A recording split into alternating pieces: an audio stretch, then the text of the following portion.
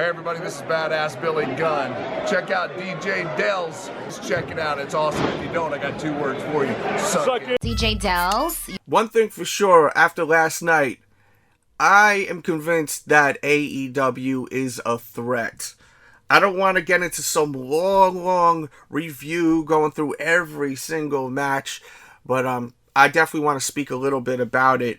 The pre-show, a lot of comedy. I didn't mind it. The only thing I don't get is this whole librarian thing. I still don't catch this as something that's really entertaining to me and really funny. I'm watching it and I'm kind of just like, with this shit. It's not my cup of tea.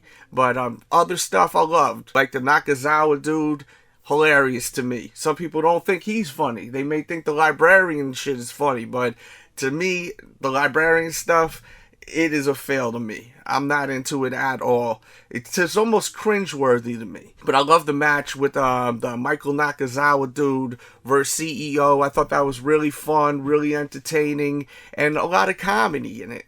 It seems like they threw a lot of the comedy in the beginning, and then when we went to the actual show, like the official show, no playing around, and it was fantastic. The tag match during the opening was fantastic also. I like seeing the Private Party in AEW. I think they have a lot of potential. Real young guys. You could even tell, like, when you watch them in the ring, not their performance, but their actual look versus the other guys. They really look super young. But they are very talented. I've seen them wrestle the Hardy Boys years ago, and, you know, if you've never seen that match, definitely check it out. It's really a fun one to watch. There's a mixture of comedy and just straight up wrestling. And this was during the Broken era. So it's very entertaining. Just search on YouTube Hardy Boys vs. Private Party and you'll laugh your ass off. Even before the match starts, they do a whole promo and ring, and it's just very entertaining. Once the pre-show was over and then the actual show started, no games. You know, the Christopher Daniels match was bananas. Those two worked their asses off in the ring, and it was entertaining as all hell. The women's match was great. I would say Nyla Rose definitely performed better than the last Double or Nothing, which I said was awful with her. I thought she was just like rolling around the ring the whole time like a damn meatball. At least this time she seemed alive and wrestling. I loved that spot, you know, that she did from the top rope. Thought that was great, so I will give her credit on this match right here. The Hangman Page match I enjoyed a lot with MJF. Definitely a huge fan of MJF. Ever since I seen that interview of him with the Chris Van Vliet dude, he sold me. I was like, this dude really got it, man. You know, some people will say that he's very reminiscent of EC3, and I would say at first I felt that way, but he puts his own spin into it. I would say there's similarities, but they aren't the same. I wouldn't say it's a ripoff. Huge fan of EC3, so I was already on the defensive side toward him when it comes to MJF, but MJF has his own vibe going on, so I will say that. And he did a press conference after the show. You definitely got to watch on YouTube, man. He was going in. I didn't think they needed Jimmy Havoc in that match. I think that it would have been better with just MJF versus Hangman Page, but I guess they wanted Jimmy Havoc to lay down and keep the integrity of MJF and not eat that pin. So I guess that's why they made it a 3-way. That's just how I see it. The Cody versus Darby Allin match, I was expecting it to be a little different, a little more graphic as far as, you know, blood and craziness like that, and I'm glad they did not take that route because of the fact that the Moxley versus Joey Janela match was pretty damn graphic. So I think that they did do the right move not making it that also, because it would have taken away maybe just seeing so much of the same stuff. If they broke out all types of craziness for that match with Darby versus Cody Rhodes, I think that it may have offsetted shit. So I think they did the right thing. There was great storytelling in ring, very unique at times. Like that spot where where Darby jumps and lands right on the edge of the ring, landing on his back. That had to be so painful. And just in general, just a real dangerous spot. Is the risk worth the reward? That's the big question with that. Does he really need to do stuff like that to get over? maybe it could be. You know, he does a lot of stuff that brings a lot of shock value, and that's what has gotten him to where he is today. When Cody also threw him out of the ring was crazy. I mean, the way that he landed, he went through the damn rope and may have smashed his head against the railing, but I mean, that was like, shit. He's got potential. He definitely does. The only thing I think that is working against him is his size. He's really small and scrawny. He looks like he's 100 pounds wet, you know? I think that people like him, if they could put on a little more weight, it'll be in their benefit. Just like in NXT, when you look at people like Adam Cole. Dude is fantastic, super entertaining, and he works great in NXT because he's around a lot of guys that are around his size. But he goes to the main roster and you got a lot of guys a lot bigger than him. It's not very believable. But the Darby Allin kid, he has this crazy to him that is believable to me. I'm a fan of this dude. I think Darby Allin is great. I'm criticizing him, but at the same time, I am a believer of him. I can see him being very successful in this business, like super successful. I know somebody say, oh, he's already successful. I mean, like, he could take it to a whole nother level, but he definitely needs to put on a couple more pounds. I think it's going to help him out, like, dramatically. Getting back to the match, though, Cody Rhodes won the match. Then comes in the Perfect 10, comes in with a steel chair, headshot. A lot of people pissed off about that. Me personally, I wasn't mad about it. It's their choice to do that. Is it safe? No. Do I agree with it? No. But at the same time, I'm not going to get mad at it. We complain. We want the Attitude Era style back. They finally are giving it to us, and now everyone's scared and crying. Be careful what you wish for, because you just might get it. That's just how it goes down. They're delivering what people have been wanting for so long. You know how many damn chair shots Mick Foley took to the head against The Rock? This is that Attitude Era style of wrestling, and that's the bottom line. So once again, be careful what you wish for, because you just might get it. I hope that this doesn't become a pattern where they do all these headshots all the time. I think the reason why they did it is to really just make a clean slate for this dude, just to really rebrand this guy and wash out all the WWE shit that people watched from the past. You know, his introduction to AEW was pretty weak to me, a little bit ridiculous, having him being eliminated by the guy, I'm sorry I don't remember his name, but he had no freaking legs. No disrespect to him, but you got someone that you bring up from WWE, fresh off WWE, really didn't take much time off, and then you have him eliminated by some guy with no legs. You should have had someone like Jimmy Havoc, who's another guy that looks like he weighs 120 pounds wet. You should have had him eliminated with homeboy with no legs. Like, to have a talent which is fresh off TV get eliminated like that, that was an awful look. Being fresh off of a huge company like WWE, I thought that was terrible. Now that he walks in, hits him in the head with the chair, savage, straight savage move.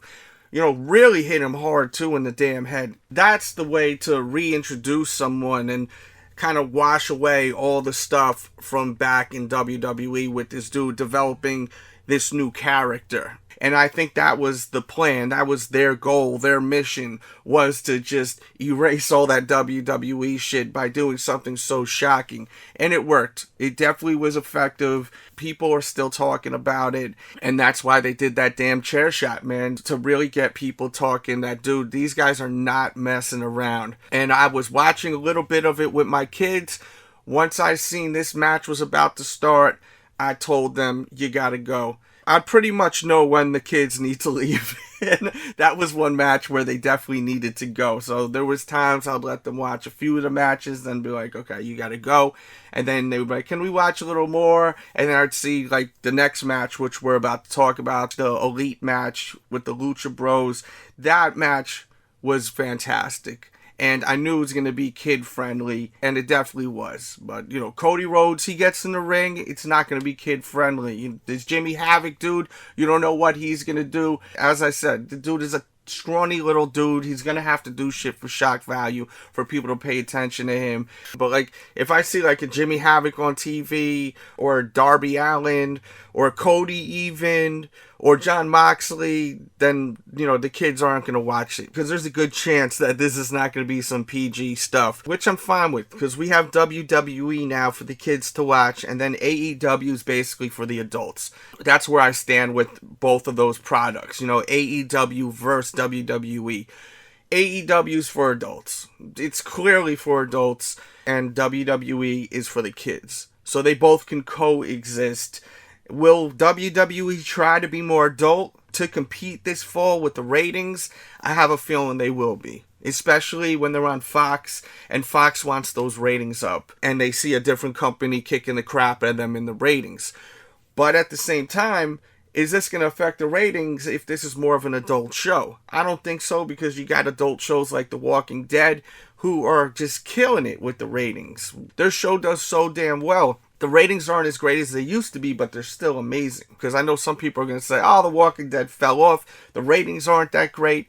Yes, the ratings aren't as great as it used to be, but they're still pretty damn good. And the last season with The Whisperers, by the way, I actually really, really enjoyed. Season before that was but the last season that passed, I thought was fantastic. Let's talk more wrestling. I loved how Kenny Omega and the Young Bucks came out with the Street Fighter theme. I popped. I thought it was great. Huge fan of Street Fighter. It was a complete spot fest. But I enjoy that. I love spots. I love them high-flying spots. And when it's choreographed, where it's just spot after spot after spot after spot, it was awesome. My kids aren't used to that kind of wrestling, and they loved it. They kept seeing the spot start, and then they would turn their head and be like, oh my goodness, Daddy. And then I would be like, you got to keep watching, because you just missed, even something more crazier. Because they turned their head, and then they missed the next part of the spot. They thought it was over, because they're so used to how WWE does it, where it's just one spot, and then that's it. They let it breathe for a second. Versus the Young Bucks, versus the Lucha Brothers, they just will do a whole bunch of spots all at once. It's just never ending. It's like a damn video game. And I could watch them wrestle all the time. They are all great. Everyone in that ring did fantastic. The Jon Moxley match versus the bad boy Joey Janela. I had high expectations for this match because of the fact that the promos that they were delivering were amazing. The ones they were posting on YouTube, they were really, really great. And they definitely gave me a different vibe. I mentioned Attitude Era before. The violence is like the Attitude Era, but the feel to this is a new era. It is not the same as the Attitude Era. It is definitely different, and I am really digging it. All these vignettes they do are A1. And the Attitude Era did not have vignettes like this. These are really, really something special. Not taken away from the Attitude Era, not saying this is better than the Attitude Era. It's too early to say something like that. But the vignettes that they're putting out in 2019 are very, very impressive. I mean, even when we seen that one first video with Jon Moxley, breaking out of the prison, that shit was so great. It was like a damn movie. The Joey Janela promo where he's at the funeral home was so damn good. That's what officially made me a fan of Joey Janela. Yeah, I like a lot of stuff he did in the past, but that promo right there sold me. Just like I was saying with MJF, man. Sometimes you gotta watch one particular promo, one particular video to become a believer. And that promo at the funeral home really sold me, completely sold me to Joey Janela. When the match started, Joey was, very smiley, kind of goofing off a little bit. And I was a little nervous about that. I was like, I hope this gets really serious, because it should be. And I didn't like that at first, but it got serious really quickly. They were breaking out all types of craziness from under the ring, barbed wire on a chair, barbed wire on a flat, big ass plywood, which was kind of crazy. They were throwing themselves, slamming themselves on it. But the one part that was the most cringy as shit, in a good way, because it was just so horrible to see, was when Jon Moxley removes Joey Janela's shoes and he's barefoot. He plants his feet on these tacks that he threw on the damn mat, that Jon Moxley threw on the damn mat, slams his feet on them tacks, and it just was so just horrible to watch, but it was fantastic, man. To me, this is going to be a future classic match.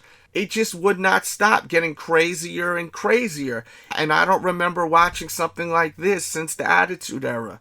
And they are filling a void for a lot of wrestling fans that miss that just can't believe what they're watching. Like, it's just nonstop. They just keep taking it to another level where you're feeling like this is getting out of control, because that's where it was going. When I was watching this, I was feeling like this shit is getting out of control. My wife was even watching. She's like, I can't even watch this. This is getting just too crazy for me. You know, she's not a big wrestling fan at all. She's really not even much of a wrestling fan, but, you know, I'll tell her, you got to watch this right here. This is going to be nuts. And she was like, this is just getting crazy. And it was. And I was loving every minute of it. After the show was over, you know, I was just thinking about this all freaking night. Even this morning, I was like, this was so crazy. And Moxley and Jenelle worked great. It was more than just, you know, shock value stuff, bringing in props. They wrestled fantastic. It was a great match. And what a way to end the show. Moxley wins, and then you have, out of nowhere, Kenny Omega just attacks and just beats the pulp out of Jon Moxley. When he put him under that table and then bang, that was crazy.